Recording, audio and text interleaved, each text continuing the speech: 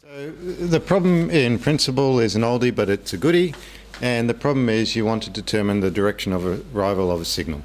And signals we're talking about are typically electromagnetic signals. It could be light, could be radio waves, it could be something like a push-to-talk radio, it could be a GPS jammer, and in the worst case it might be an IED.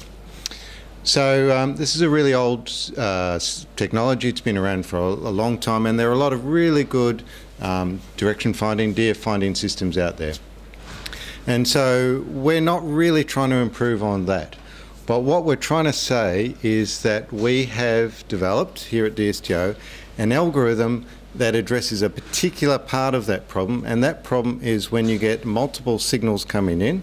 They might be multipath, so you get a reflected signal that comes in, or it might have you might be looking for signals that have a very low signal to noise ratio. So your detector goes off, but you're not really sure if that's noise or if that's the genuine signal. So what we've done is we've realized that there's a concept. So most direction of arrival signals use a concept which is time of arrival. So you measure the time difference of arrival, and by calculating the time difference the signal arrives at various parts of the antenna, you can work out a direction of the arrival. So for me, because of my background, that leads naturally to thinking about this problem in terms of space-time and thinking of a space-time diagram. And in space-time diagrams, you have the concept of the light cone. And essentially, without going into any detail, essentially the point of our algorithm is that the light cone is a flat surface. It can be made from a flat piece of paper, and we can use that particular mathematical property to test whether these times of arrival on a space-time diagram came from a single source.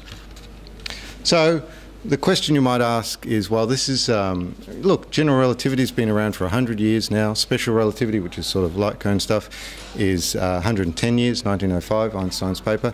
So why have we come up with it now? And probably the answer to that, honestly, is that we have just quite a good collaboration between the academics and the practical people.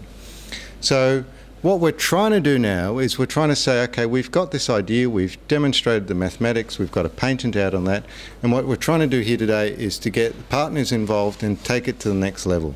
So to take that concept and to build an improved device, and in particular to remove this problem of de-interleaving or disambiguation, or to remove this problem of multiple signals coming through. Thank you.